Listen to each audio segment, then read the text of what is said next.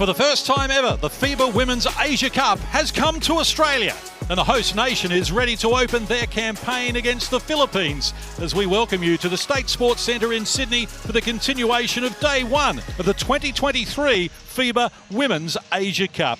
A very warm welcome to you wherever you may be watching in Australia, the Philippines or further internationally. I'm John Casey and my co-commentator is one of the sharpest basketball minds in the Asian region. Laurie Chiswick, good evening to you. Good evening, John, and what a night we have here. The crowd is behind both teams. There's a good mix of people here. Both teams might be a little bit nervous, but we will soon find out who will come out victors. Yes, the crowd continues to build here at the State Sports Centre, where some of the games were played at last year's Women's World Cup. And this is the fourth and final game of what has been an exciting opening day. You can see Japan winning earlier against Chinese Taipei as expected. But it started with an upset when the world number 29 New Zealand defeating the 12th ranked Korea. You see the world rankings, Australia and Japan inside the top 10. The Philippines are in fact the highest ranked team in this side of the pool. Not the highest ranked team here, or the lowest ranked team if you prefer. That belongs to Lebanon in Pool A at number 44. But great to see so much Australians in the crowd here on the opening night. The final, which is coming up on the weekend, already sold out. Laurie, that's a great sign for women's basketball. Well, it is. It's on the back of the World Cup, which was sensational. It's really good to see the crowds continuing. And because there's such a, it is an international flavor, it's nice to see all these international people here cheering their teams on. We know the Philippines have a strong community here, and so they will be very vocal, as will, of course, the Australian crowd. The Philippines team being introduced to the fans here. They finished 7th out of the 8 teams at the 2021 Asia Cup. 1 win, 3 losses in the tournament played in Jordan, and lost to Australia by 64 points on that occasion. It was 120 to 56 Australia's way, so they will be looking to reduce that margin, look to continue to improve. This is the 4th straight time that they've played the Asia Cup and will face the Australian team. Well, when it came to that classification round in that FIBA 2021, they narrowly defeated India 74-70, so they want to stay in this Group A division. And for the Australians, well, bronze medalists at the last Asia Cup in 2021 in Jordan. They had a 4-2 record, losing to China in the pool game and then losing to Japan in the semi-final by just 2 points in a heartbreaking defeat. But they are here to continue their fine run at the Asia Cup. There's really only 3 players that are returning from that 2021 Asia Cup, and 3 from the World Cup, the recent World Cup. So it's a bit of a new look team out there. It certainly is, and they'll be a little nervous and very much excited as we are, as we now pause for the official anthems and introductions. What is going to be a very big night here for women's basketball in the Asia Cup 2023.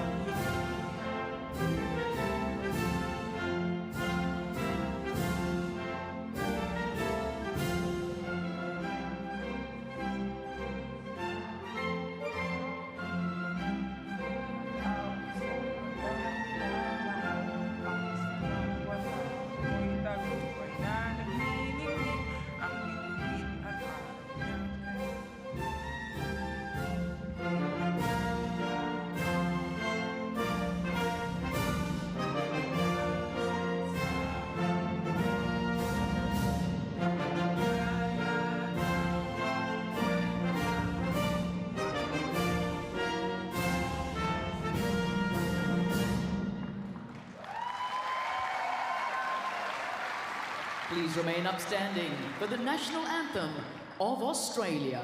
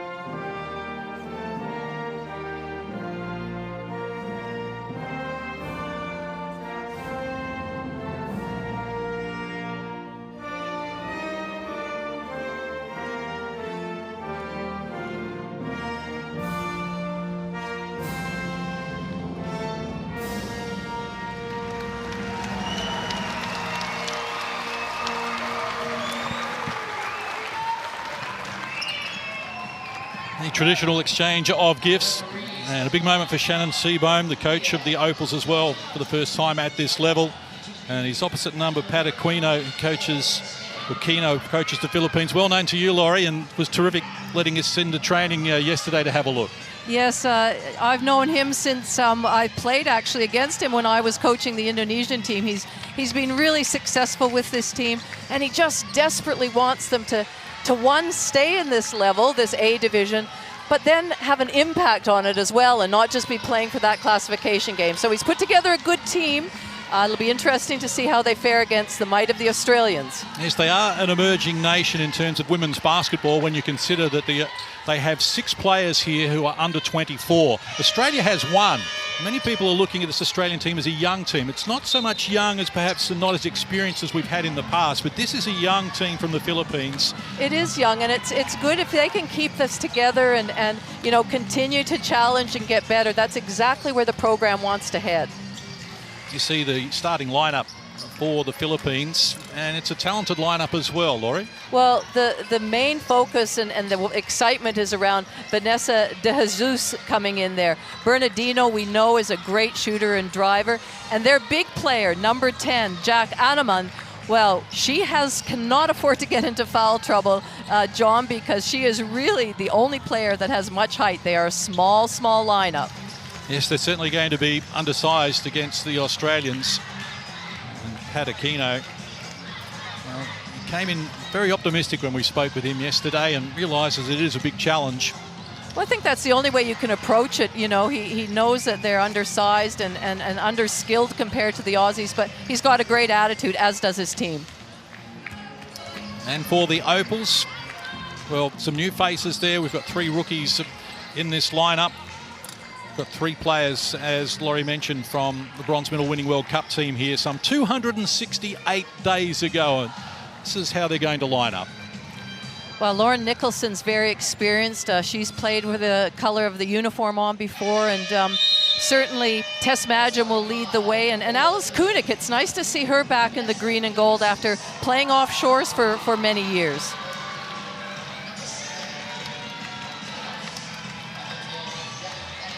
So we expect to see the Australians rotating a lot of players through in this game. And we spoke about an opening game of the tournament. Speaking with the assistant coaches and the support staff of the Opals, they were talking about how many of the players were talking earlier about this is a bad time. We've had to sit around all day waiting for this.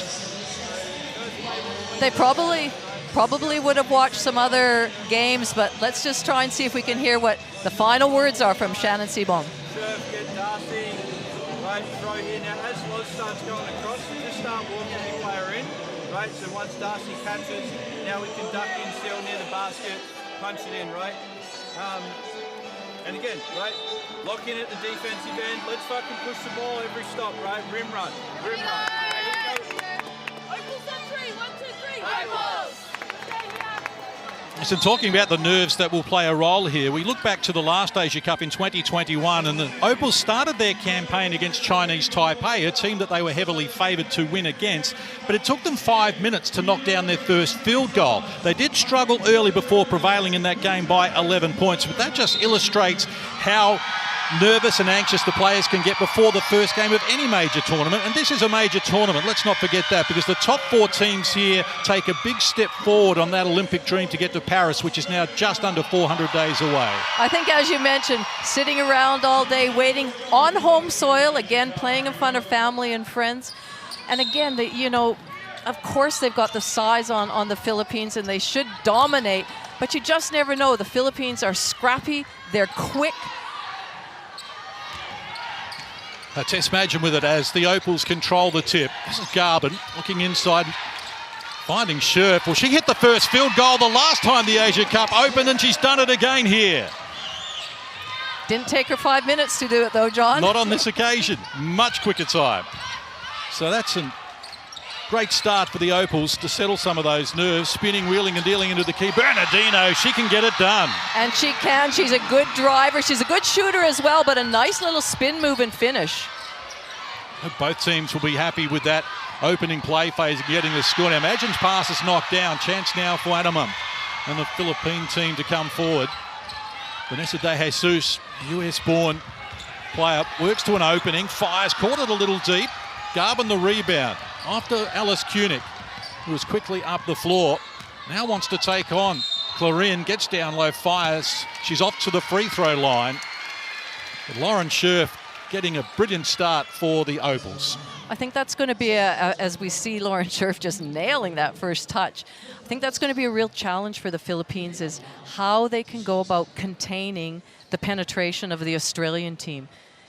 You know, their rotation might just be a little bit slow, but they've got to be at the split line. They've got to play defense by committee. Great to see Alice Kunick back in the Australian Opals singlet as well. She's the only player here that played in the 2017 Asia Cup, where the Opals won the silver medal, their best ever result. And she's coming back to Australia to play for Townsville in the WNBL. So Aussies on top once more as she makes the back end there. A little over 60 seconds played in game one of 3 pool games for these teams in 3 consecutive nights. It's a busy schedule. De Jesus with it. Shot clock to single digits. Nothing on offer. Has to retreat. Ponteos did well to get away from Kunick. Got a good look at it. Can't convert. So Imagine feeds Garben. Kunick will have it taken out of her hands, but illegally, according to the referee. And the foul's called on Janine Ponteos. She didn't think it was illegal. She was ready to go to the races and score a layup, but the referee saw differently. Actually fouled out when these teams played back in the 2021 Asia Cup. Was top scorer in that game for the Philippines as well, with 13 points. So we can see the Philippines pull out a zone nice and early. Close range, offensive rebound, and the putback. Darcy Garben opens her scoring account. So a 3-point buffer for Australia inside the first 2 minutes. Animam hands over. De Jesus again elects to fire off the mark. Scherf the rebound.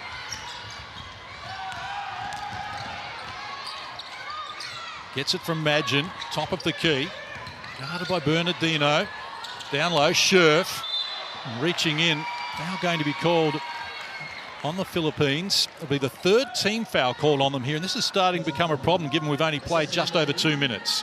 Well, absolutely.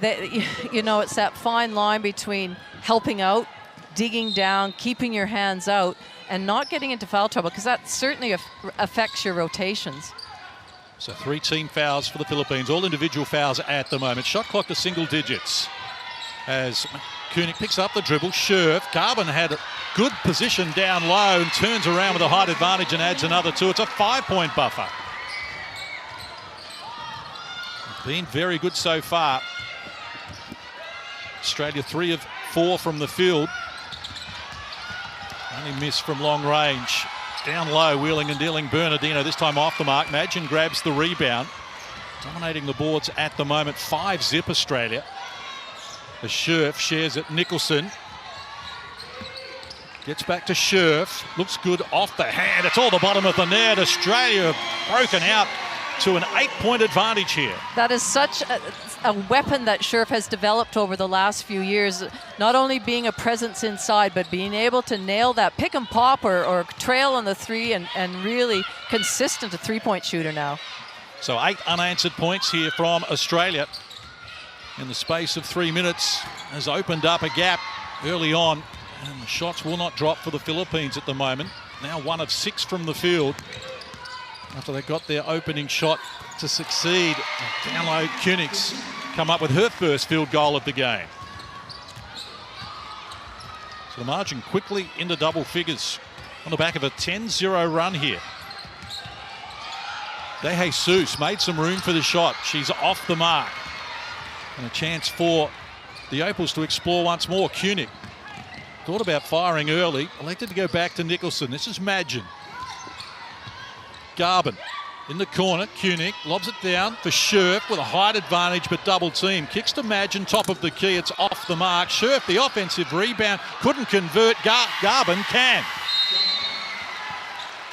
In that last sequence of play, you could just see the height difference in there. You can look at them trying to block out after we saw that shot from Alice Kunick. much needed timeout by Patrick Aquino. The rebound count 9-0 here at the moment for the undersized Philippines. It's just one pass and take your shot. You're not moving, you're just watching. Diba? Why are you watching Vanessa from here pa? You just go. And first of all, pare, we have to run. That's our advantage. We're not running. Okay? Then hold, then bring it back, then set up a play. Okay? Don't rush your shot. After 3 possessions, we're not hitting our 3 points. What do? Focus forward, try to penetrate. Do the two-man game, Vanessa, on that one side, and then let's have curl. You gotta do those things. Come on, you gotta do those things. Pare, on defense, you gotta make that happen. Come on. No double team, no switching in on that side. Come on, let's go. Let's go. 1, 2, 3. Together. Well, I think you made a really good point in that what the advantage that they do have is speed. So they need to push that ball up the floor. Look at penetrating. Just test the foot speed of the Australians. See how they go. And then if nothing's there, bring it out and then maybe set up a high on ball or whatever. But use your strength, because it's certainly not their height. Well, Lauren Scherf has sat down now, replaced by Keely Froling. Scherf averaged 21 minutes a game at the last Asia Cup and Froling 19. So they do share those big minutes as the shot is off the mark there from Jasmine Hossain. Koenig exploring. Nicholson, pass down low. Garvin working backdoor, adds another 2. And that's exactly what Patrick Aquino said not to do. He didn't want any doubling, play honest defense, and on that roll she was wide open. Up to a 14-0 run here for Australia. And finally the drought breaks for the Philippines. Much needed bucket for them. Middle stages of this opening quarter. Australia on top by 12. Was Froling. Darted by Anamum. Hands over. Nicholson wanted to go back to Froling. The pass was knocked down. Active hands in there from Castillo, who's checked into the game. De Jesus exploring. Decides to go solo once more and comes up with a triple. And they'll be breathing a sigh of relief that they've made 2 back-to-back baskets now. Imagine hands over to Garvin, who's got the hot hand at the moment. First miss after knocking down her opening 4 shots. It trickles out of court, and the Philippines will come up with it. But Darcy Garvin finding good position down low to get her first 8 points on 4 of 4 shooting. She's got 4 rebounds as well. And Hossain checking into the game for the Philippines, making things happen along with De Jesus as well. She's not shy. Anamum around the perimeter. Serrata. Hossain. Not a lot on offer. Shot clock works to 5. Puts it on the deck against Froling, who came up with a good D there against Anamum. Denied her any room. Maddie Rocci into the game. Quickly up the floor. Outlet pass intended there for Froling. Off the mark. It's out of court. Those are one of the turnovers that you don't really mind as a coach. I just saw Shannon Seaborn actually clapping. So he's happy that Keely Froling was running the floor, that Maddie Rocci recognized it. Just next time, let's make that pass and get on the end of it. 3rd turnover for the Opals. Philippines yet to commit a turnover so far. Anamum, hands over. Hossain, top of the key. This time off the mark, and Froling grabs the rebound. 12 boards to 1 now in favour of Australia, exploiting their edge in height. 3.5 left in this opening quarter. Garvin the extra pass. It was deflected, but came to Froling, and she came up with her first points in the game. Good high-low action there. A little ball reversal. Nice seal inside. Really playing as a team right now, the Australians. Made the better of the opening. Serrata, a little undecided. Put it on the deck against Garvin. Attracted the double team in the pass. Was just off the mark. And they turn it over for the first time. So we get another look at Keely Froling down low.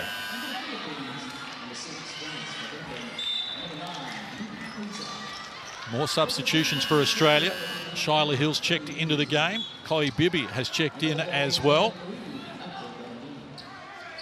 And Bibby, along with Amy Atwell and Chantal Horvat, one of the 3 rookies, I think I'm right in saying that Shyla Hill and Maddie Rocci actually haven't played for Australia at a tournament as such. Certainly have played senior games for the Opals, but not at a tournament. So big night for them as well. Shyla Hill double team. They tried to get her into trouble. She was good enough to get out of it. And how about that to welcome yourself into the Australian Opals lineup from Chloe Bibby as she knocks down the shot. First touch, first shot, and drains it. And we know what an elite three-point shooter Chloe Bibby is. The other end, Philippines can't convert. Hill has it. Tried almost drawing a foul. Koenig joining in, hard to the rim. She comes up with a finish, and all of a sudden the Australians are back to a 16-point edge.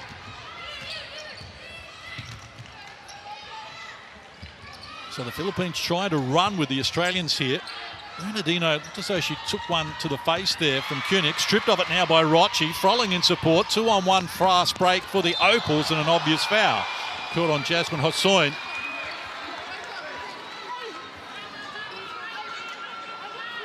Going to be a fourth team foul on the Philippines in this opening quarter. But here is Chloe Bibby on debut.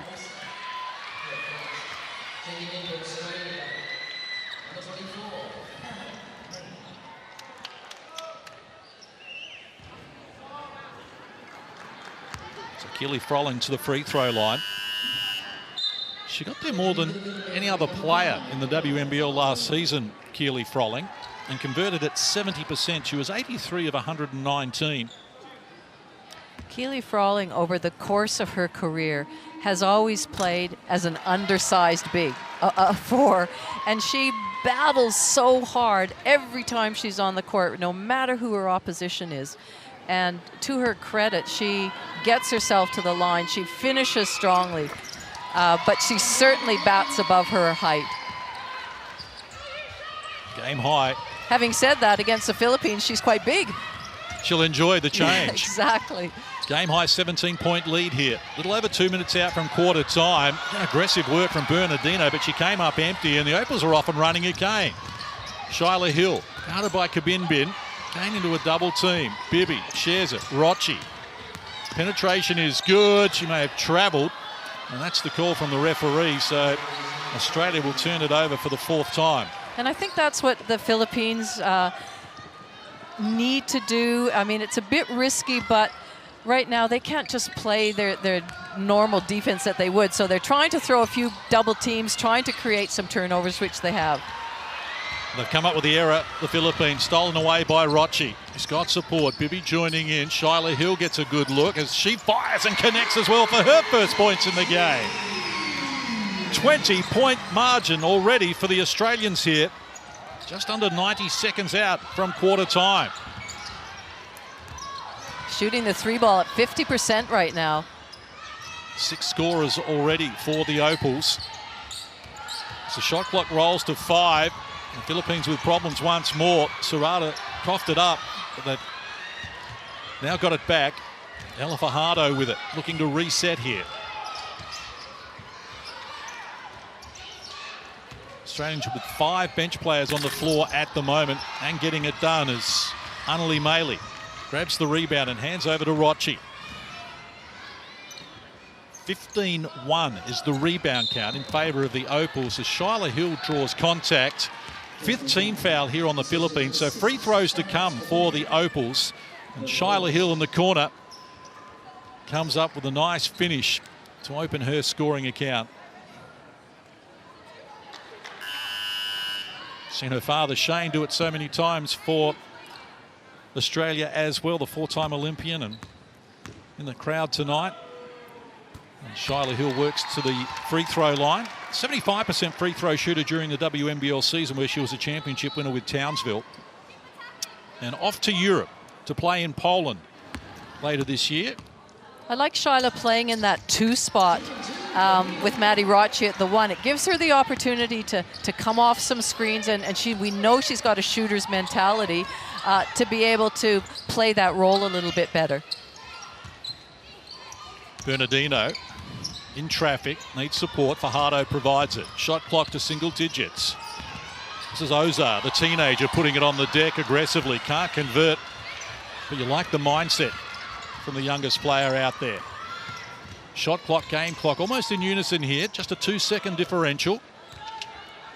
And Maddie Rocci going to milk it now. Screen from Froling. Bibby fires unsuccessfully. Gets after her own rebound. Maley. Great D there from Bernardina. Talked her out of the points. Whistle on the play here. They stay with it, the Australians. And again, their edge in height is proving a big problem for the Philippines. Well, any shot that they certainly have the opportunity at the O board. There's not a lot that the Philippines can do. They're trying to block out. They're trying to go after it, but there's just such a height difference right now. 18-1 the rebound count. And in terms of offensive rebounds, Australia has 5. Froling makes the adjustment. Quick outlet pass and good running there from the Philippines, but able to convert there was Kabinbin. And quarter time arrives here, and it's been dominated by the Australian Opals so far. At quarter time, it's Australia 30, the Philippines 7.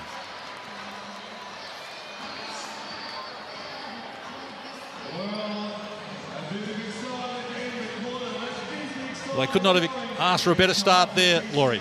Well, they were able to get all their players in off the bench and involved in the game. It wasn't just a matter of coming in. Everybody's had an input. The Aussies look like they're getting through things. They're obviously clamping right down on the Philippines, not giving them any opportunity to get to the basket. And for the Philippines to rely on their sometimes, and in today's game, streaky three-point shooting, that game plan is certainly working for the Opals. Take a look at some of the best plays from the opening quarter. And, well, they started nicely with their first shot attempt with Bernardino getting the points, but after that was Ling Pickings for the Philippines. Well, I feel like they're trying to drive in at times, but then are intimidated by the size of the Aussies and trying to kick it out. They're not shooting the three ball particularly well, but really that first quarter, the highlight reel is filled with the Australians, whether that's shooting three-point shots, whether that's driving in. We do see a nice shot there from Vanessa De Sousa, but really the Aussies, Chloe Bibby, Darcy Garvin, anybody that came in seemed to really just be on fire. Shyla Heel from the corner.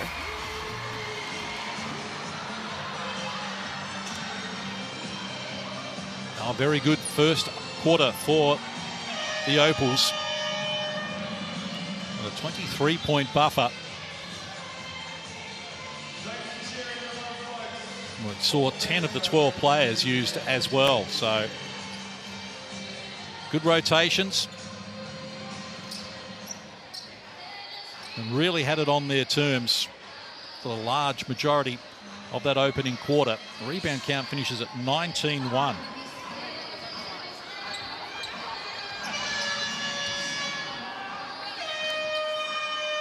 You can see that Jack Anaman's back in the game. The only player that's got substantial size for the Philippines. Let's see what they can come up with here. Seeing Chantal Horvath onto the floor for the first time. Shot clock rolls to 7 here. Anamam, heavy work. She travelled under pressure, so good defensive pressure there from Chloe Bibby. It was good defensive pressure, and I liked what the Australians did, but equally I thought for the Philippines, at least they had a bit of poise out there. They had some good ball movement. I thought they missed a look inside, but that was a better execution of what they were trying to do. Bibby. Australians electing to start this second quarter with 5 bench players, but they're sharing the minutes around, and Bibby puts it on the deck, takes them on. Well, Anamam had good position there, but it's been called for the foul. And that's going to be her first personal.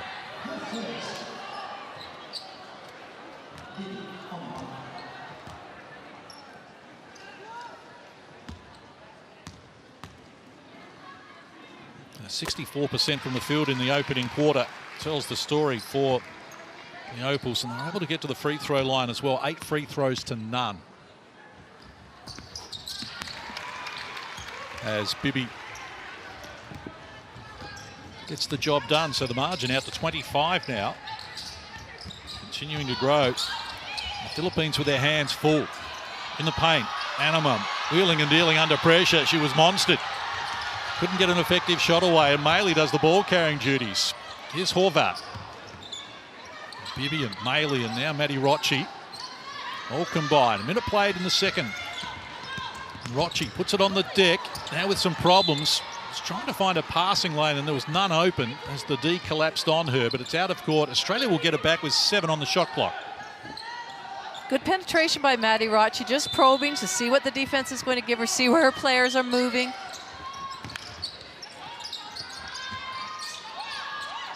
Heel, shot clock at 2, hands over to Maley. She's a little deep with the 3. Chance for Cacho. Getting after the ball. Now Fajardo for the Philippines. Between the legs, fires over Bibi. It's short on the front of the rim. And Shyla Hill did a good job there to grab the rebound for the Opals. Horvath, Maley. Back to Horvath from close range. Can't get it to stick initially. And well done there from Arnhem to keep it alive. And a chance now for Clarin. No teammates ahead of her though, so she waits for the support to arrive. Fajardo exploring. De Jesus took her eye off the ball. Was thinking about the finish before she controlled the pass. She did, that's exactly right. It was a good cut, good movement off the ball. Just got to catch it before you can make that rip through and get to the basket. So Maddie Rocci picks up the foul. It's the first foul on Australia in the game. And we played 2 minutes here of the second. We can see Janine Ponteos has entered the game now, as is Lauren Scherf coming in for Chloe Bibi.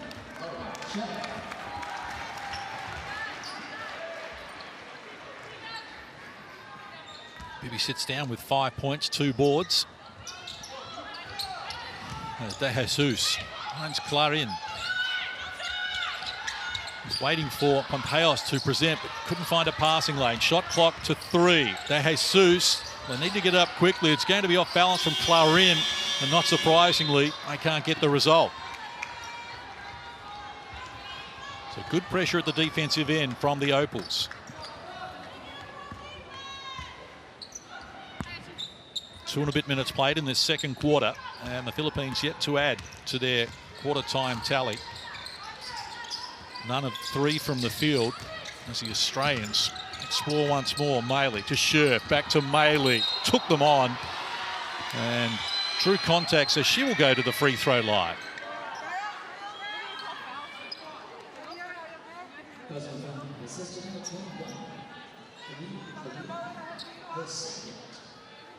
Annalie Maley now the 5th Australian to get to the free throw line in the game. 72% free throw shooter during the WNBL season just completed with Bendigo, and of course she's off to Perth for the new season. The WNBL season starting in November. Looks like number 21, Clarin, just got a knock to the face on that drive by Annalie Maley. She's picked up her second foul in the process, Clarin, as Tess Madgen rejoins. And Maddie Rocci sits down. Isn't it great to see Tess Madgen out on the floor? She got injured, you know, after the World Cup or during. She finished the World Cup, only played 1 WNBL game in the last 9 months, so she has worked very hard on rehabbing, and it's really great to see her out there. Ponteos for 3. Couldn't finish it. Well done, Anneman, but outnumbered, and eventually Madgen wrestled it away from her. Possession arrow was with the Opals. And Anneman, a lone figure in there against 4 Opals trying to win the rebound. And just outnumbered. 22-4 is the rebound count in favour of the Opals.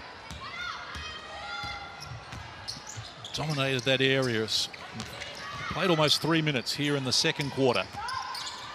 4-0 so far in this term. Is Hill exploring down low off glass, can't convert. Scherf, offensive rebound, slapped out of her hands by Vanessa De Jesus. And the Opals restart with 12 on the shot clock.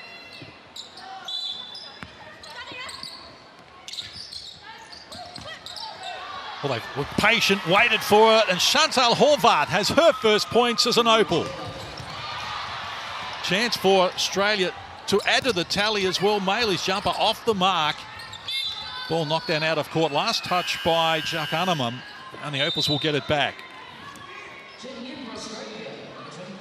That's one thing that the Philippines, as hard as it is, they have to take care of the ball and get it over, give themselves a chance to get a shot, give themselves a chance to, you know, put some points on the board, and just not, that was an easy turnover for Maley to secure. Scherf goes to work, contact, no whistle. Australians have scored the last 20 points here after they rattled off 14 without reply early in the game in the opening quarter. De Jesus likes the look of the three ball, and that's why.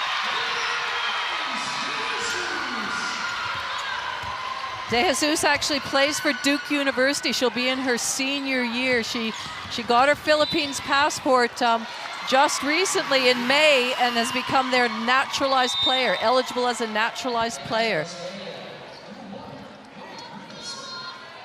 Yeah, so her parents, Philippa Maria, Filipino born. Vanessa De Jesus born in the US, as you mentioned. Had a high of 17 last season for Duke University. And here she is on cue, knocking down another. Back-to-back triples for the Philippines. Imagine. Guarded by De Jesus. Wants it back from Scherf as the Filipino fans get involved in the crowd as well. Garvin from deep, was short on the rim. And well done by Avril Bernardino to win the rebound. Wants to go on with it as well. She was aggressive, took on Garvin, drew a foul. She's off to the free throw line. I'm so glad that Bernardino kept her nerve and went to the basket, you know, and didn't sort of pull up and look to pass that, because she had the speed on Garvin. Garvin didn't really have position. So she was brave to do that and is rewarded by getting herself to the foul line. Vanessa De Jesus now 3 of 4 from deep. Has 9 of the 13 they've scored so far. As Bernardino adds one from the free throw line.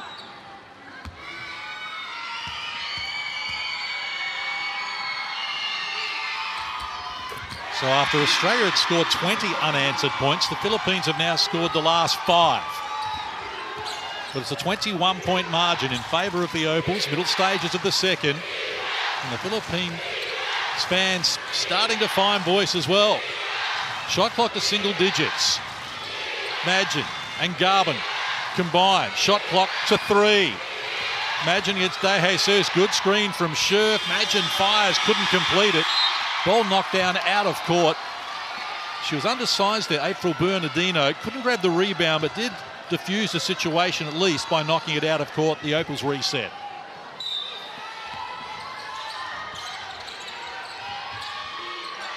Restart with poor pass, picked off, intended for Garvin. Nicholson scurries back.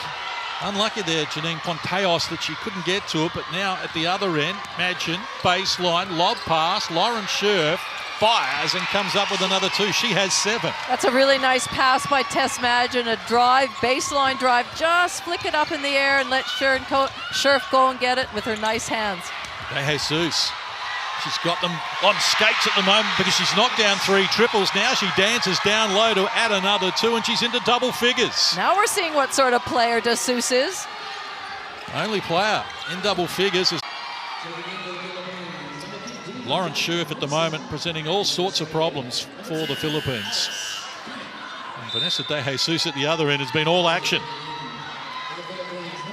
She has 8 of the Philippines' 10 points here in this quarter. Koenig back on the floor. As Garvin goes back in her direction, she fires, it's off the mark, and is scored out of bounds by Bernardino. So just grabbing some momentum here, the Philippines, and Shannon Seabohm, the coach of the Opals, just with a little to ponder. Well, it certainly brought the crowd to life here. Great atmosphere. Trust you're enjoying it wherever you may be watching our coverage, whether here in Australia or the Philippines or further internationally. But Vanessa De Jesus is putting on a show! Oh, that's impressive work. Vanessa De Jesus is up to 14 points in the game. She's knocked down 4 of 5 threes, and the Opals have got problems. She is absolutely demonstrating why the Philippines were so excited when they learned that she was naturalized and got on board with this team, and so they should be. Just switch higher up. Guys on offense, take a deep breath. Let's go back to selfless basketball, all right? Pass the ball, move it quickly. You go to 2, right? So you go to 2. Now, when we score or dead balls, right? Whoever's got the inbounder, let's like face guard her and you deny it in, make someone else get it and bring it up, and then same thing, right? Limit her touches now, so no easy touches, right? Up on the ball screens, right? We've got to go. If Sherfy's in it, we're not late switching with Sherfy, right? But you need to come, right? Up to touch. So now when they come off, we're going over with her, you stay in it, and we make her fucking pass it out of there, right?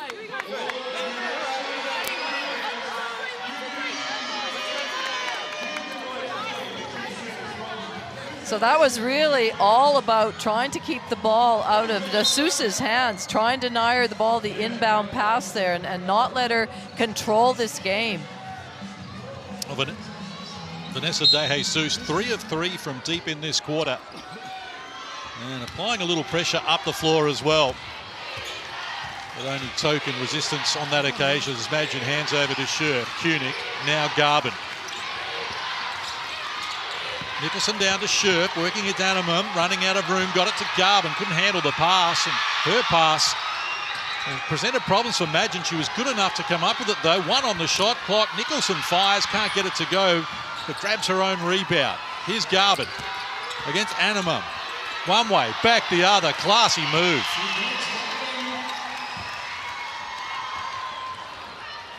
And that snaps a 10-2 run in favour of the Philippines. Jasmine Hossoin exploring, gets to the elbow, nothing on offer. Bernardino, she puts it on the deck. Wheeling into the paint, can't convert, thought she was fouled. Referee didn't see it that way as Madgen pushes to Nicholson. She goes to work, tough shot, but she makes it fit to open her scoring account.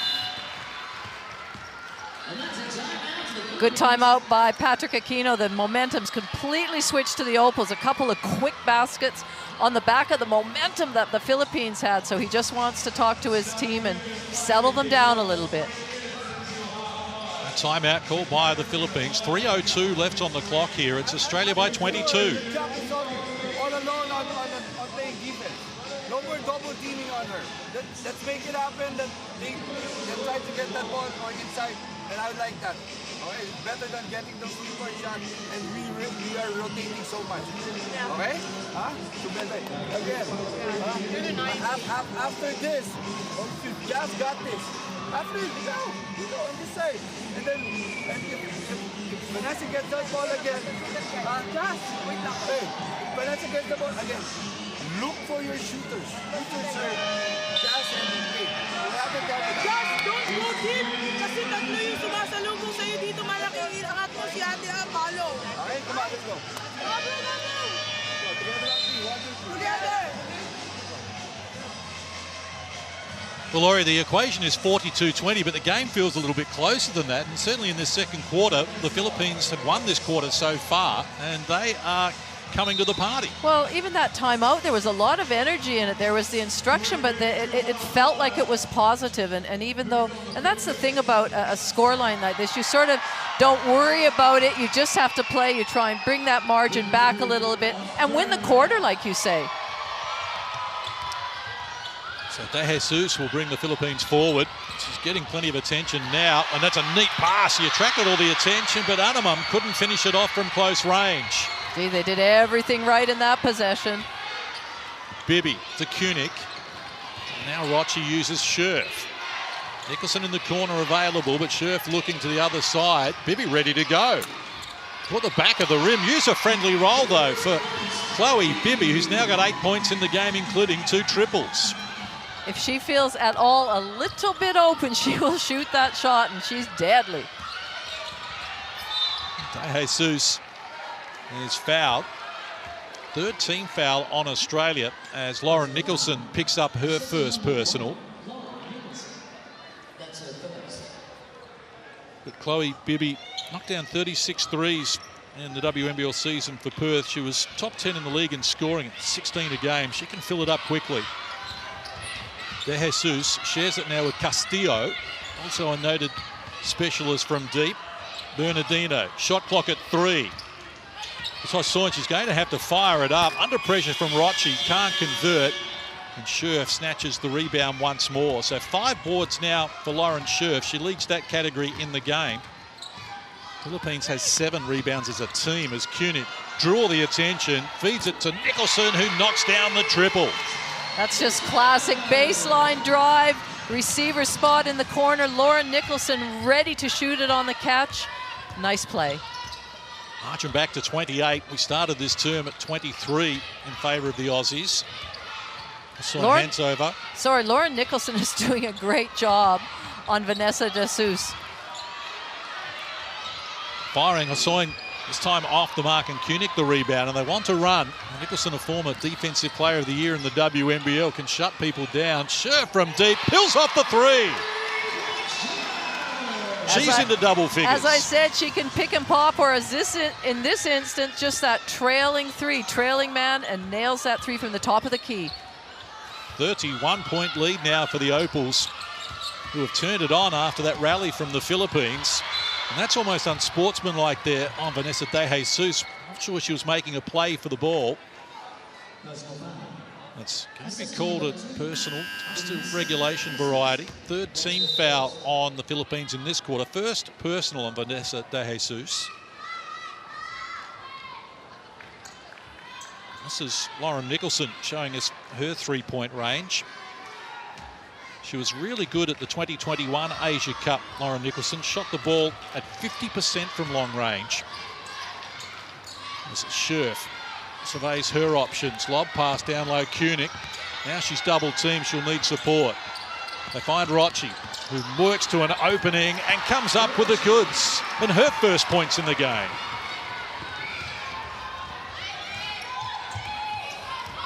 So the margin continues to grow here. Inside the last 30 seconds of the first half, the Bin hands over. Hassan working on Bibby, has to give it up, finds Serrata, and she comes up with the triple. She came off of that screen, had her feet set, got a shot off quickly, and now there's only 8 seconds left for the Australian team to score. Get a shot up. 4th 3 of the quarter for the Philippines. Cunic looking for the answering triple. She's got it on the halftime buzzer. Alex Cunic fills it up for the Opals, and they extend the margin out to 33 points. At halftime, it's Australia 56, the Philippines 23. Well, they were challenged in that term, Laurie, but they had the answers.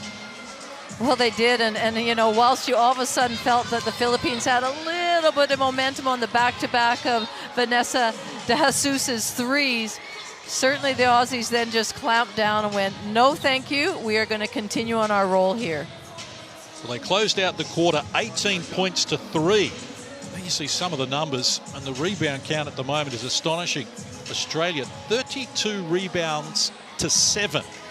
And look at the assist count as well, 16-1 on 20 made field goals. That is exceptional work from the Opals. Well, it is, and they, you know, the Philippines, if they're not making their shots, then they don't have any chance at a second chance opportunity. They're just too big, too strong, and they're back playing defense.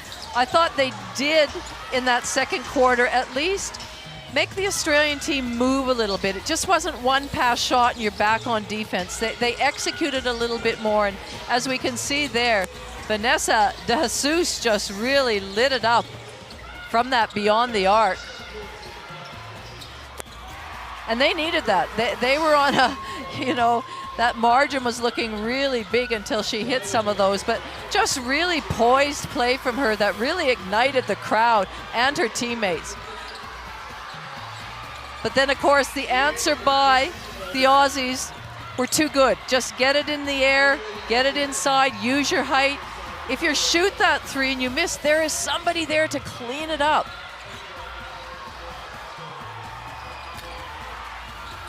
Well, lone hand from Vanessa De Jesus with 14 points out of the 23 the Philippines have scored, which is in complete contrast to the Australians, who have 10 scorers.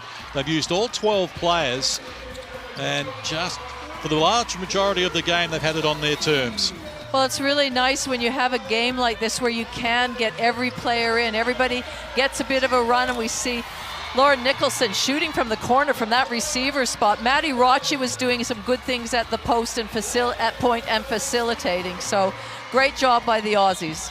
They led by 23 at quarter time. At halftime, it is a 33-point lead for the Opals. 56-23, more from the State Sports Centre in Sydney. And the 2023 FIBA Women's Asia Cup continues.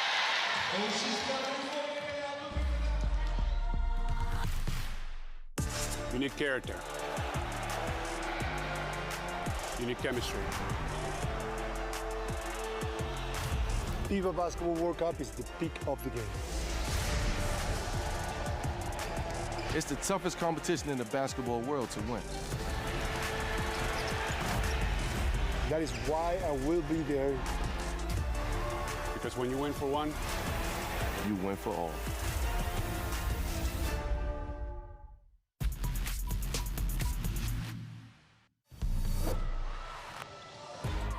Trying to shake off Rawling.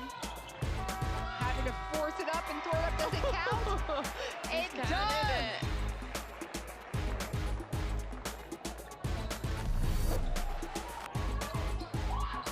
Aggie, Ledger Walker thinks about it. She's got Wickham on her left. Stays up strong. Yes, gets it to drop. The effort paid off for the youngster. They didn't have anything on the fast break. They needed to regroup. Nowhere to go. Shot clock. Amazing job to stay on her feet, Pontejo.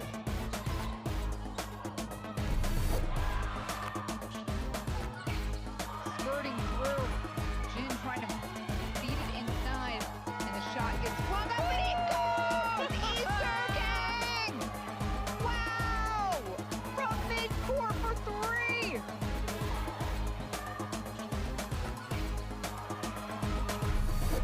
Cajo. Mallory. 7 seconds to shoot. It's blocked. Lee with the read. 10 seconds left in the first. Miyazaki goes right. Pulls it out. The feed down low and finish by Miyashita. Yes! Beautiful finish for Japan in the first. Eyes in the back of her head.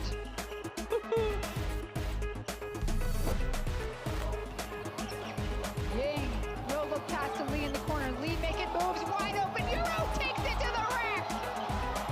Little fake pass to the inside.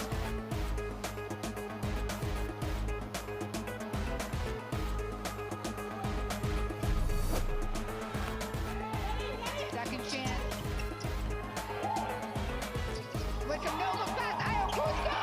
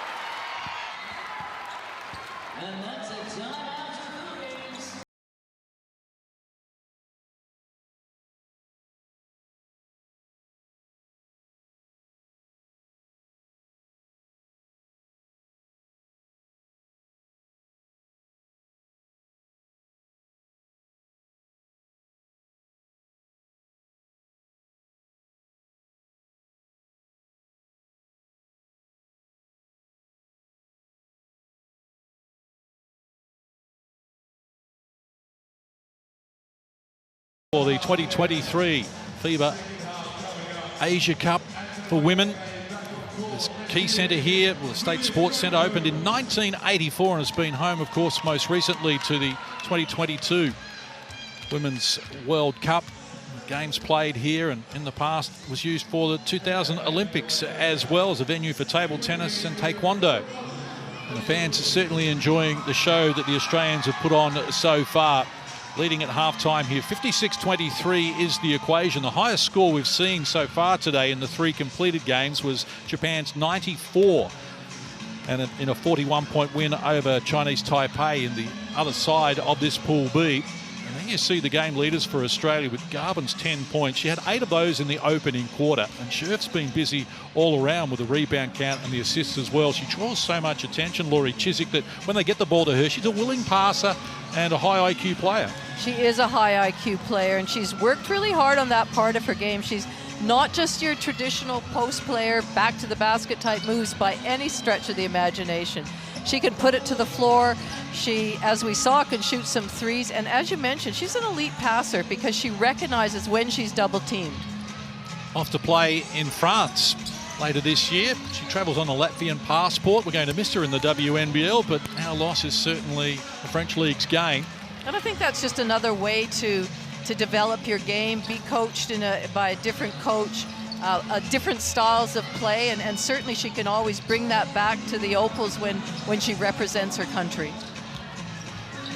So apart from a small patch in the middle of the second quarter, the Opals have largely had this on their terms. One stage they reeled off 14 unanswered points in the opening quarter to take a 16-2 lead, and it was on the back of the good work from Darcy Garbin, who, as you can see, hasn't missed from inside the three-point line, and just 0 of 2 from deep in the game. And the contrast between the Australian team and the Philippines, as you look at their leading scorers, is that Vanessa De Jesus is the only player who has hit multiple field goals in the game. She's had to do the lion's share of the work. She had 11 of her 14 in that second term when she was 3 of 3 from deep, and one wonders where they would be without her offensive input. Well, as I said during the call, I think they were very excited when her passport came through and she became a naturalized player, and she was really excited to join the team as well and challenge herself at this level. Obviously playing for Duke University is fantastic, and she's a great player with them as well, but it's another learning experience, another way to develop your game.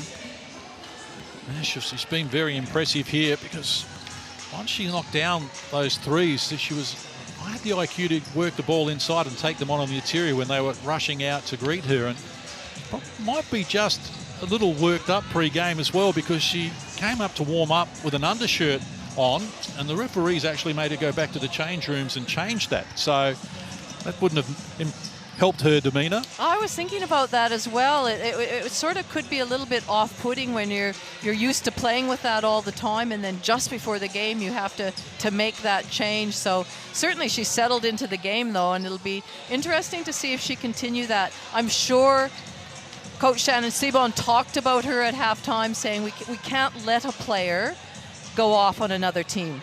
You know, it doesn't matter the scoreline. You've got to be able to, if somebody shoots a three, you've got to scout yourself out there and make sure that you're following that and go, no, she can't get 2. She can't get 3 in a row.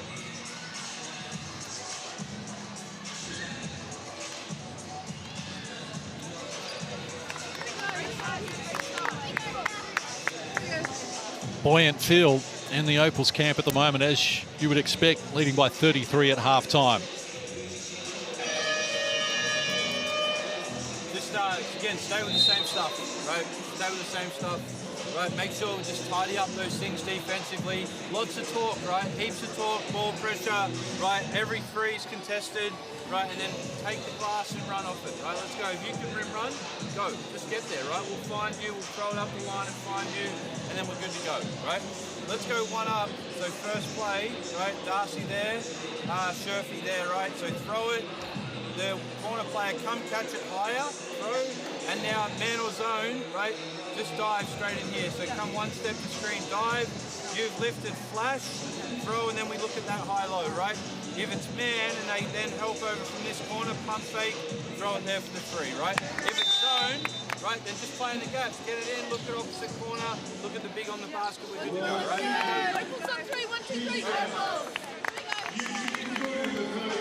One thing about this Opals lineup that when they don't have either Rachi or Heel on the floor, they're actually a fairly similar height and they can do a lot of switching. And if you can't be here with us, then the best way to enjoy the FIBA Women's Asia Cup is by scanning the QR code and downloading Courtside 1891 from the App Store or Google Play and watch every game live. Keep up with the latest news and enjoy all the stats you need as well. And not just from the Asia Cup, but from FIBA tournaments around the world. I was on it today. You won't be disappointed. Some great stories there about the Eurobasket as well, which has just been on as the Philippines restart us here. Second half underway in the fourth and final game of the opening day of action here at the Women's Asia Cup 2023. Again, we see Lauren Nicholson just up and in and defending, denying Vanessa Da Souza. Opals back to their original five to start the second half as well. As Koenig looks for Scherf, who opens scoring very quickly in the game. Garvin needs help. Nicholson provides it back to Koenig. Her shot is off the mark. Garvin, almost uncontested rebound, but the hustle play was good there and reaching in. Vanessa De Jesus knocks the ball down out of bounds.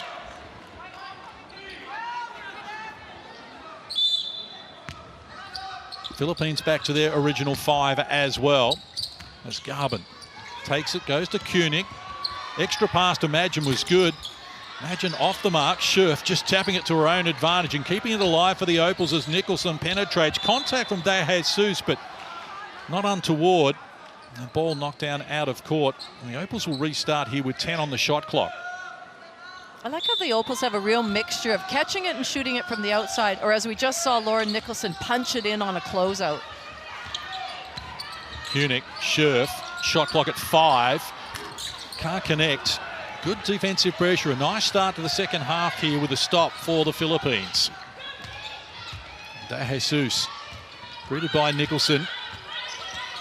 Gets by her. Penetration was good. The pass for Anneman was a good one. She should have rolled to the hoop to get closer. Elected to fire the jumper and it was off the mark. She'll be disappointed in that. There's been a couple of baskets that she's had that she's missed, but you cannot leave Scherf open like that. First miss from deep for Lauren Scherf after knocking down a pair in the first half. And all trickles out of court. So no addition to the halftime scoreline. A little over a minute played here in this third quarter. This is the first of 3 pool games for both these teams. Tomorrow, Australia will play Chinese Taipei. And the Philippines confront Japan, who were super impressive, winning a little earlier tonight, 94-53. We still have a long way to go in this one. Bernardino, hands off. Firing unsuccessfully there. Ponteos just hasn't been able to find her rhythm so far in the game. None of 3 from the field, and they've all been long-range attempts from Ponteos as well. As Koenig looks inside, Scherf with a mismatch, comes up with the goods. First score, it took 90 seconds in the second half. Well, Scherf was wide open actually for a little while there. There'd been a miscommunication on defense. Good pressure from the Australians to get the ball out of De Jesus' hands. A penetration came there from Clarin, and she's off to the free throw line. Koenig picks up the foul. Clarine's another person that she was born in the Philippines, but actually grew up in Canada and went to high school in the States. But she got her passport before she turned 16, so she can, you know, be a Philippine with a Philippine passport and isn't considered naturalized. Also played at the 3x3 Asia Cup for the Philippines and was one of 6 players who participated in the 21 Asia Cup. So they get their first score and some pressure up the floor here from the Philippines, but the Opals break it down using Scherf. And now back to Tess Madgen. Still looking for her first score in the game. Tess Madgen feeds Koenig. She's off the mark. Tried up from deep for the Australians for the moment. Well done, Anneman. Strong on the rebound, and the running provided here by Bernardino. Back to Clarin. Ponteos Gets a little closer, can't convert. Koenig the rebound. Nicholson up the floor quickly. So too Lauren Scherf. Koenig heading in that direction now. Attracted plenty of attention. And a foul has been called. It's the first team foul on the Philippines here in this quarter. Looks like Ponteos has picked up her second. Keely Froling will check into the game, replacing Darcy Garvin.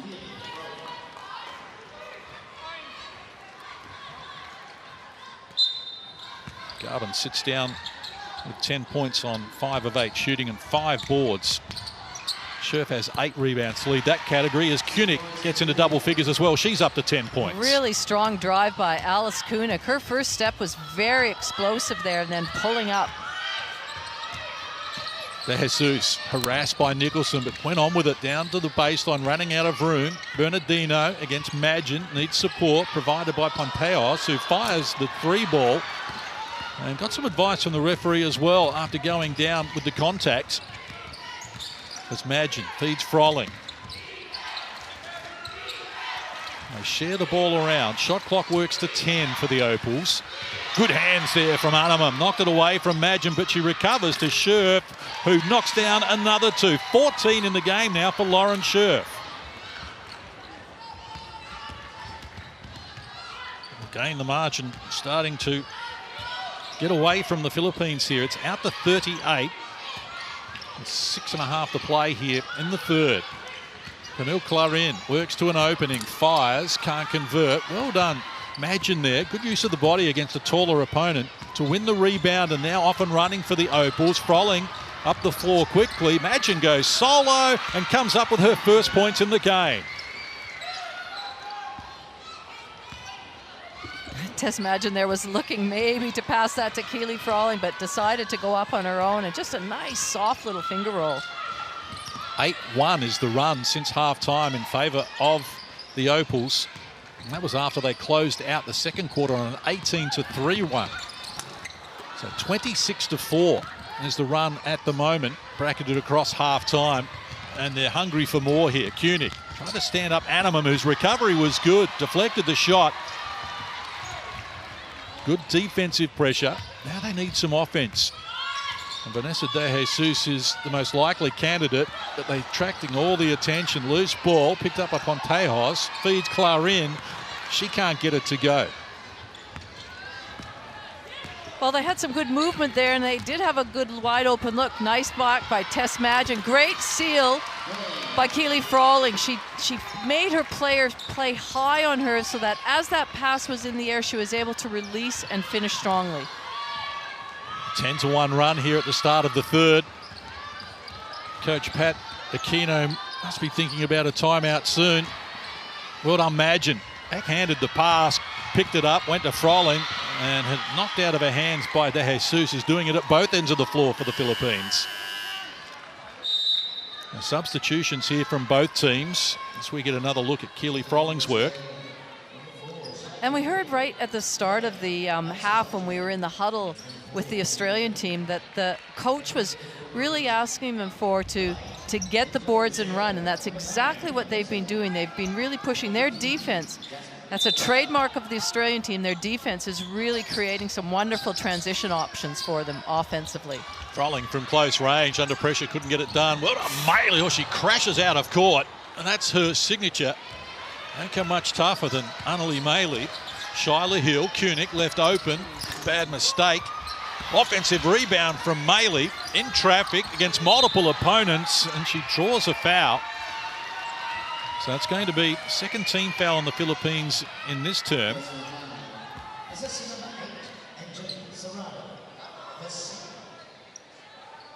Always with a smile on her face as well, Annalie Maley. I think that surprised the opposition team bench when she went flying. Serrata was called for the foul. It's her second. Shot clock to single digits. This is Rochi. Heel available. Elects to go to Maley instead. Good option. Well, she's rewarded for all her effort, flying out of bounds, getting that rebound. So a 13-1 run to start this third quarter. We've played almost 6 minutes. Margin out to 45. Philippines looking for their first field goal since half-time. Baseline tough shot, overcooked it. It was Luna Ozar. And Maley pushing the tempo, got it to Froling. Good defensive work there from Chakanamam. He just got back to prevent another score. But Maley knocks down the triple. Australia now with 6 players who have knocked down a 3 in the game. The Philippines with only 2, including De Jesus, who has it at the moment. Now she's got a mismatch here against Froling. Oh, the pass was a slow one. Eventually it came to Hoison. She can't convert. Rochi running. Maley to her left. Kunick joining in on the right. Froling the trailer. Obvious foul going to be called here on Luna Ozar, and Maddie Rochi will go to the free throw line. Really good push by Maddie Rochi, and she had her teammate and Annalie Maley streaming down the sideline, running the lane, which then makes it difficult for the defense to decide, who am I going to defend here? Is she going to make it a pass, or is she going to shoot it? And Rochi took it right at her. And that's a timeout to the Philippines. So timeout called eventually here by Pat Aquino. 3:31 left on the clock in the third. 69-24 is the equation. It's been 13-1 in this quarter. And the Australian Opals have been relentless. Of course, you can use the QR code to scan for live stats and more on the Courtside 1891 app.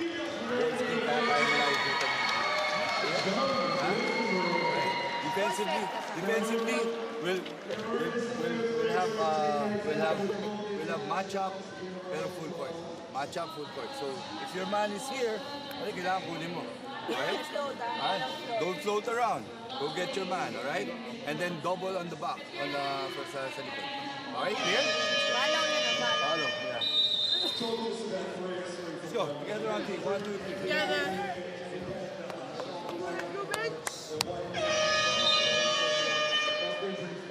Oh, it's remaining composed, Pat Aquino. Then we cover from there, right? Good. Here we go. 1, 2, 3, Opals. The Opals could scarcely have been more impressive in what they produced in their opening game. Well, they've done it. I like how they're playing right now. They're looking for each other as teammates. They're running. They're doing what is, you know, trademark Australian things, up and in defensively, creating some turnovers, one and done, getting the ball out, attacking on offense, and everybody's contributing. So Maddie Rochi, 69% free throw shooter in the last WNBL season. Interestingly, she got to the free throw line in the second most times of any player. Takes a lot of free throws, creates so much off the dribble, and can finish as well. Played a junior basketball at Werribee, 2-time championship winner in the WNBL. We've got under 3.5 minutes left in the third. Margin is out at 47. It's a game high and continues to grow here. The Philippines desperate for a bucket. Soin can't provide it. Rebound for Bibi. In traffic, needs help, pass to Rochi. Didn't do her any favours, but she was strong in the contest against Kabinbin, although the pass off the mark, gave it up to Ozar. The teenager back up the floor. 2-on-2 fast break, and the drought breaks here for Kabinbin and the Philippines. And that's just sort of playing that defense where you're taking some risks, just trying to double, just almost chaotic type defense to see if you can just come up with something. And the thing about the Philippines, you know, I've noticed the last couple of times down the floor, actually the shots and the movement they've been doing are good. They're concise. They just don't quite have that same skill level to finish off what they're trying to do. Here's Froling, puts it on the deck, down low, draws contact. Free throws to come for Keely Froling, who's already 2 of 4 from the free throw line.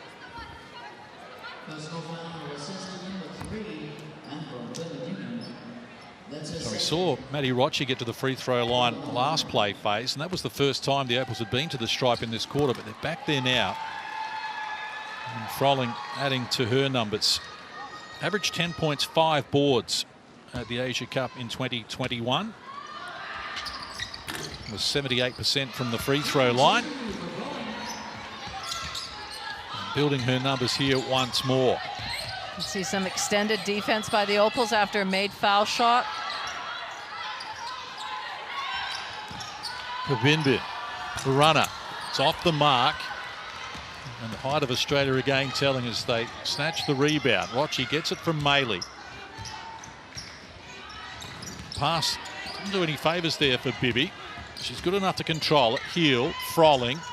They want to get it inside to Bibby. She's strong down low. She draws a foul on Serrata, so that's going to be, in fact, an offensive foul, it looks. I think it was a travel. Was it? Yeah, a travel was called on Chloe Bibby. So pressure up the floor here from the Opals. Shyla Hill working against Franz Kabimbin. She gets by her.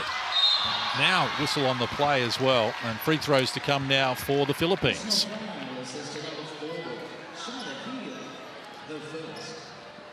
First personal for Shyla Hill. Has 5 points, 3 boards, 2 assists at the moment, and just the 1 turnover. Played almost 10 minutes. Kabinbin, even though she's a small player on the court, she is a pocket rocket. She's got speed, and she's not fearful of anything. Just to take on Shyla Hill there and drive it to the basket. They need a bit more of that. So the Opals, Maley, Rochi, open keyway. Goes to Froling. Inside the last 2 minutes of the third quarter. Heel. Froling, double team, needs help. Bibby rolling to the hoop, takes them on, can't convert. Froling the rebound.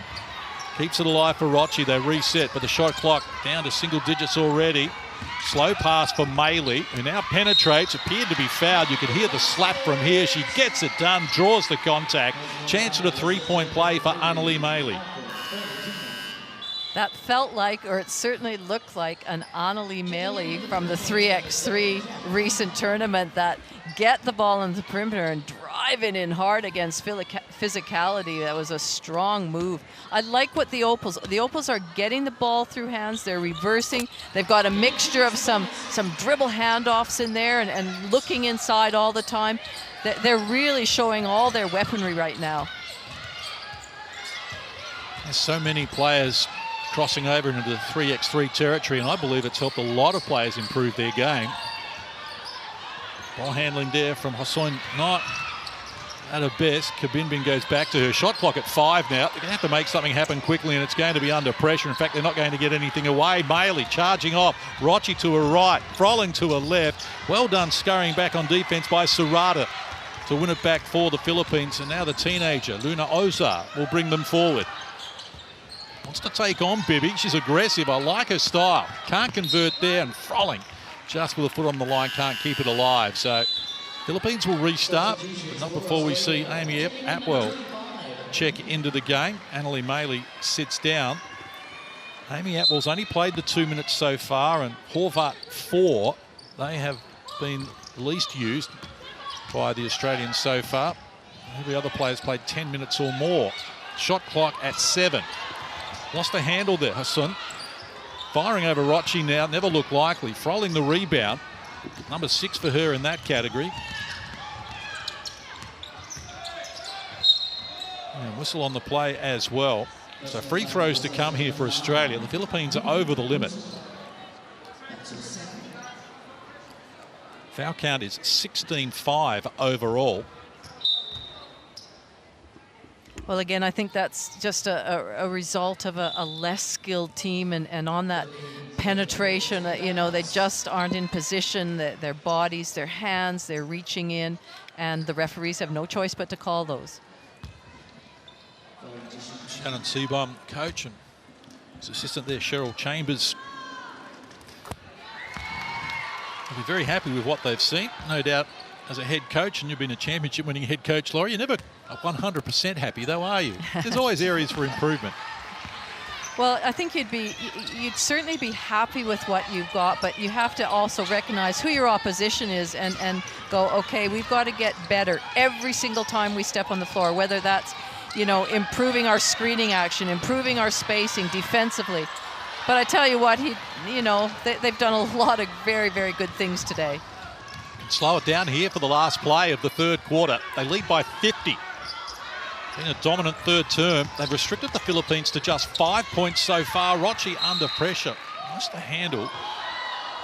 And Jack Unnemum thought she'd done enough to win possession back for the Philippines, but the referees didn't see it that way. So Rochi to restart for Froling. Did well to control the pass. Can't finish it under pressure though, and the ball knocked down out of court. With just 1.3 left on the clock.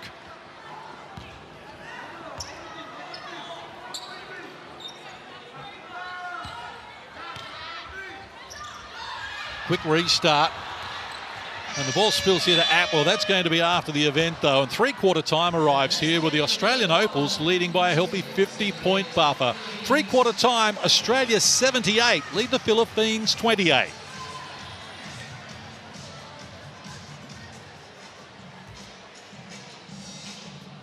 Well, restricting the Philippines to just 5 points in that third quarter. They really put the clamps on, Laurie, even though their offense wasn't as good as it was in those first two quarters.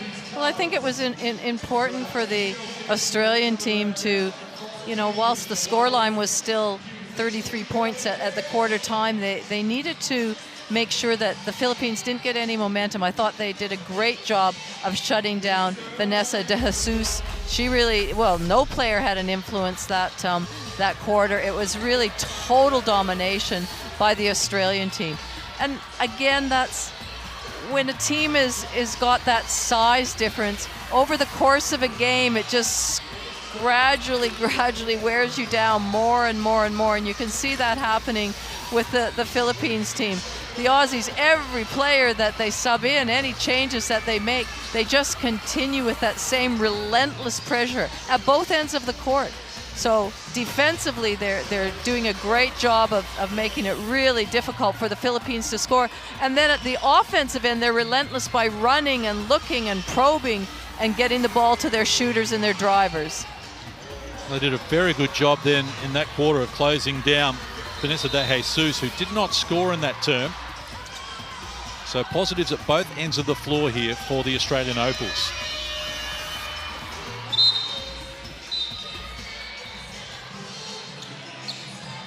And that's the thing about some of these stronger teams or teams with the depth, you know, the likes of China, Japan, the Australians, is that it's not just about their starting five, it's about the subs they make, and they can maintain the pressure, they can maintain that high standard of play regardless of the subs that come in, and that's the quality of a good team and a team that will go a long way.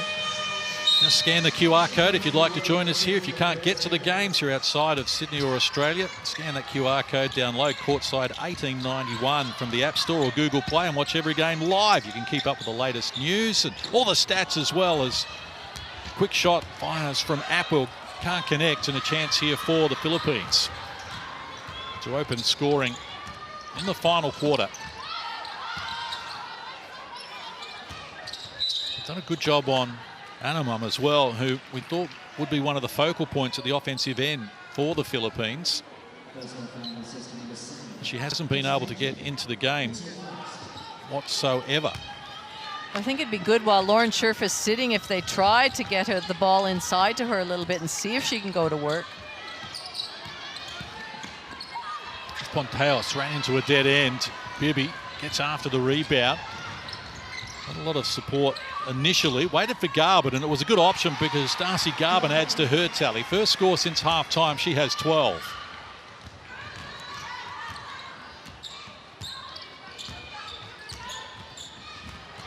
Again, good hands there. Defensive pressure from Madgen. Bibby ahead of her. Garvin joining in. Skip pass for Atwell.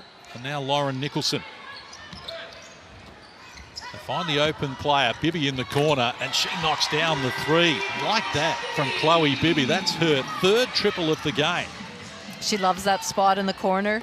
Get her the ball there, and she is going to shoot it. Margin out to 55 here. As De Jesus finds an opening and adds to her tally after being scoreless in the third. She's now up to 16 in the game to lead all scorers. Well, she finally shook loose Lauren Nicholson, who's been doing a spectacular job defending her. Shot clock to single digits. Garvin fires. It was a good option. He's starting to enjoy the long-range shooting of Australia now. That's 11 triples at 45%. De Jesus dribbles away from Nicholson, confronted by Garvin, talked out of the points. Rebound grabbed by Amy Atwell. And a chance for the Opals to build on a 56-point lead. Bibby, Madgen. Shot clock to 8. Reaching in active hands from Ponteos. Just disrupted the scenario. Jump ball is forced. Possession arrow is with the Philippines. With a hustle from Tess Madgen. Just diving on the floor, desperation, even though the score line is 56 points. And that's part of your that's part of a team culture when you see that happen. That doesn't matter what the score line is. You're still playing at the same level, the same intensity. And that's something that would be really pleasing to the coaching staff. Part of the Opals' DNA. Wasn't it great to see the likes of Kayla George and Beck Allen, who are mainstays at the World Cup here, showing their support on social media coming into this competition, wishing this team all the best, wanting them to do well for the Opals. It's all part of their squad mentality. Shot off the mark there from Atwell, still looking for her first points on debut. Here's Fajardo. Haven't seen a lot of her. Hands over. Bernardino in traffic, wants help. Ponteos, Animum. Shot clock at 10. Nice move, but Animum shut down. Good defensive pressure from Chloe Bibby. You're right, Animum really hasn't had an impact on this game. She's fought gallantly, but I think just the continual size that's thrown at her at the defensive end and at the offensive end has just really taken its toll. Well, she's one of the few players from the Philippines with international experience, having played in France and Serbia and Taiwan as an import, and a shot clock violation is called on the Philippines for the second time in the game. So just 2 points for them so far in this quarter. Australia has 8 and are on the prowl once more. Nicholson works inside. Bernardino from close range can't make it work, and the ball trickles out of court. Philippines will get possession.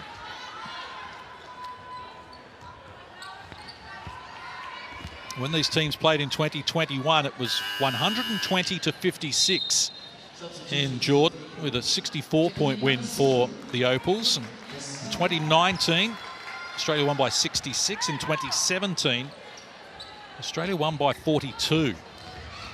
And the Philippines has not even taken a quarter off Australia in the last 11 that they've played. Ponteos behind the back.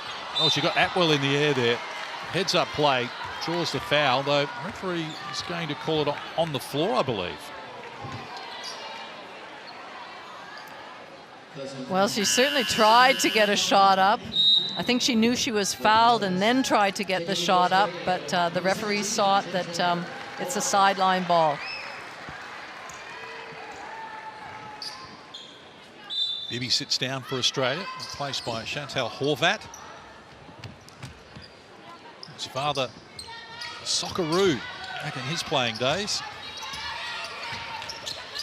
Jesus in traffic, double team, needs help. Good pass from Bernardino, outside. Castillo can get hot from deep, but hasn't been able to become that tonight. Madgen brings the Opals back up the floor. They relentlessly grind this game. Madgen in traffic, harassed by Ponteos. Now in traffic, splits a couple of defenders, feeds Horvat baseline, got it away quickly and comes up with the goods. She's got 4 in the game.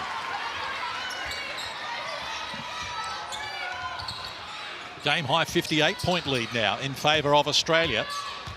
A little over 4 minutes played in this quarter. Vanessa De Jesus is attracting a double team every time she crosses halfway now. They're determined that she's not going to come up with anything flashy. Castillo in traffic, talked out of the points. Garvin the rebound, and look at the Opals run. Madgen for Atwell, looking for her first score as an Opal in the senior ranks, and she's going to have to earn it from the free throw line. Amy Atwell is super athletic out there. We see her a lot of times waiting to shoot that three-point shot, so it's good to see her running the floor and getting herself to the basket. She was good from the free throw line for the Perth Lynx during the WNBL season, Amy Atwell. 38 of 46 at 83%. 7 threes in a game as well. Spent time with the LA Sparks, played 4 games there, and distinguished career at the College of Hawaii as well. One of the emerging players. Well, that's the thing with so many players missing from the World Cup that are currently playing right now in the WNBA. It just gives such great opportunity for some of these other players to put on the green and gold and represent Australia at a major, major tournament in the Asia Cup. Rochi Nicholson left alone, now greeted by Anamam. Decides to fire nonetheless. It's off the mark. Loose ball scramble here. It came back to Jack Anamam on the deck. Finally, something's gone my way, she says. Exactly. We'll take it. She's none of 6 from the field. Not a lot has gone right for her. At the other end, Ponteos was unable to convert. It's been her night either. She's none of 9 from the field now. Janine Ponteos. Shot clock at 5. De Jesus under pressure, double team. Gets it. Ponteos is overdue, but she's now none of 10 from the field. And the defensive pressure from the Opals has been impressive. Well, I think even though you're open, you never really feel wide open when you're playing the Opals. It's just that perceived pressure, if anything, and certainly Darcy Garvin again from the top of the key. She looks around for a passing options, nothing's there. Defense collapse and just whack from the top. Oh, impressive work from the Opals. 14-2 is the run since 3-quarter time.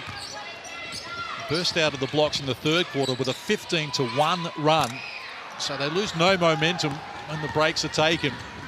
And they're charging back up the floor as well. Reaching in, Ponteos will be called for the foul. It'll be her 3rd personal, 2nd team foul on the Philippines in this quarter. So Lauren Scherf and Shyla Hill are going to check in. Darcy Garvin and Lauren Nicholson have completed their shift for the evening. So Lauren Scherf, the only starter on the floor for the Opals here. Less than 4 minutes out from the conclusion. Horvath, Atwell, Rochi, now Scherf. Skip pass, Horvath in the corner, works inside Anamam, off glass, adds another 2. Nice work from the youngster. It's great to see her getting some minutes in this first game. Just get the nerves out, wearing that Australian uniform. 6 in the game now for her. Arnhem, De Jesus gets by Scherf, confronted by Shyla Hill. Shot clock works to 5. This is Clarin off glass, can't convert. Rochi gets after it. Well, had to be brave there. Now Atwell up the floor quickly. Struggling to find the handle, eventually does get it. Hill, baseline, no room for a shot. Inside 3 minutes to play. Australia looking at the century mark here in their opening game. And Horvath, who's been good, can't convert. Shyla Hill grabs the rebound from close range, comes up with a finish as well. Great effort by Shyla Hill. Nice reverse layup, nice little kiss off the glass. So 7 in the game now for Shyla Hill. As De Jesus takes them on, front of the rim, couldn't get it to go. Ball spills outside. Clarin, oh, the pass intended there for Bernardino, just off the mark. And they turn it over for the 14th time in the game. Australia has 10 in that category, and there's Chantal Horvath going to work. And Shyla Hill's work, grab the rebound and stay with it from close range, was impressive. Her first score since quarter time. 7 in the game. As Scherf puts it on the deck against Anamam.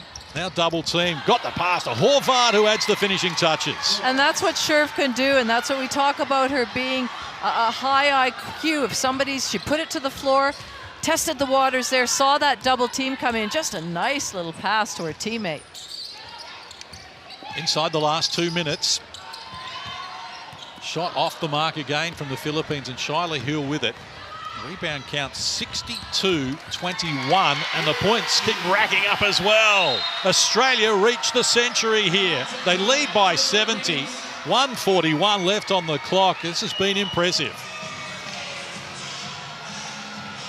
It's a long night at the office for the Philippines, the way the Australian team, the mindset that they've come in and just haven't stopped. They have been relentless in what they've been doing.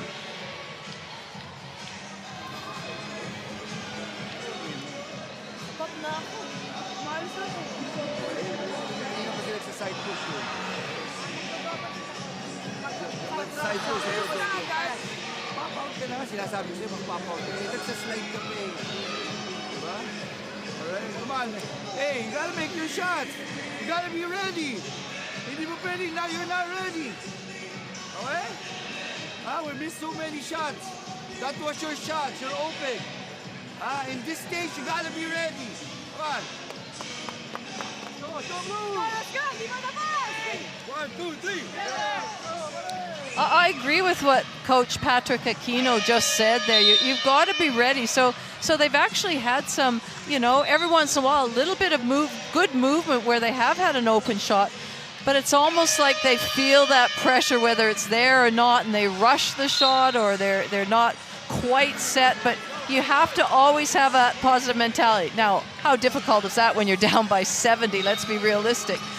But that's what he wants them to do. Just if you're open, you still have to shoot it, but you need to be ready. You need to catch it.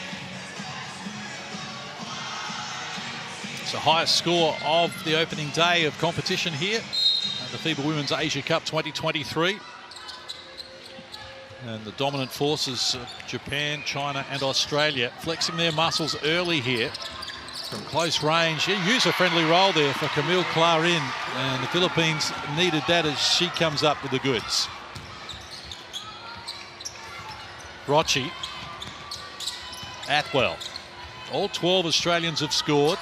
Scherf been good all night, and she's going to be good right until the finish. Well, it's a reasonable audition for the player of the game. She's been impressive, Lauren Scherf. She just is, her demeanor right now is just playing with a lot of confidence, a lot of poise.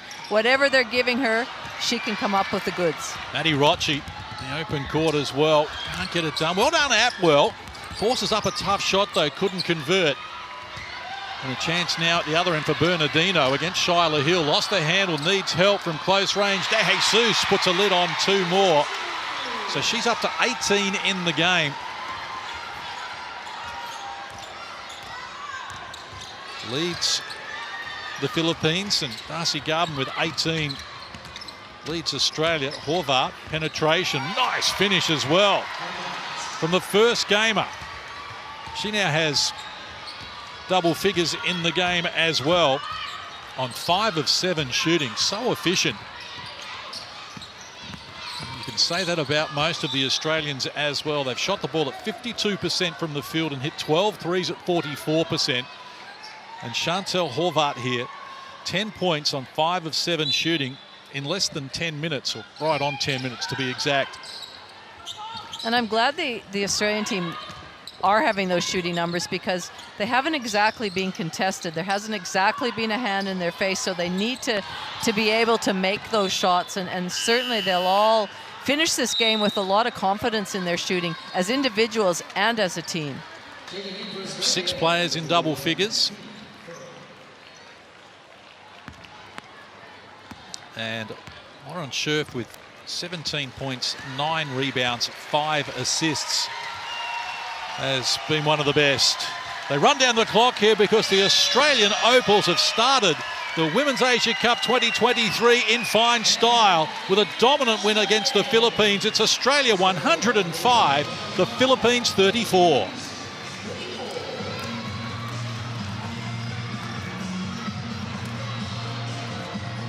.1 win. They led by 23 at quarter time, by 33 at halftime, by 50 at three-quarter time, and they close it out in style. They've restricted the Philippines to 6 points in the last quarter and just 11 in the second half, Laurie. Not only have they racked up an impressive number and got to the century, but they've done it at the defensive end as well. Well, to me, that's a sign of a really focused team that knows what they want to get out of this tournament. You know, you can make that get ahead by 30 and sort of take your foot off the pedal, but they continue to dominate by, as you say, 33, then 50, and ended up with 71. So that just shows me that where their headspace is, every time they hit the floor, they're not going to change how they play. They're going to keep going at it hard, no matter who's on the court. It's just like a wave, a constant wave of pressure. Shannon Seabohm, on debut as head coach of the Australian Opals, has worked this a treat as well in terms of his rotation, getting minutes into all of his players. And the numbers are impressive. Rebound count, 64-22. Just outsized the Philippines and had no answer. Well, they didn't. The Philippines, I'm not even sure that they got many offensive rebounds to even have any second chance opportunities, but you can see the dominance of the bigs for the Aussies team. And, you know, a lone hand by Vanessa de Jesus to try and bring her team back into the battle, but you know, not to be for this time. Now the mindset was there right from the start. The Australians open scoring inside 20 seconds and did not let up at any stage. Chloe Bibby had her moments, 11 points, including 3 triples. But as I say, they all got on the score sheet, all got substantial or meaningful minutes at least. And they'll now back up and prepare for tomorrow night's contest against Chinese Taipei.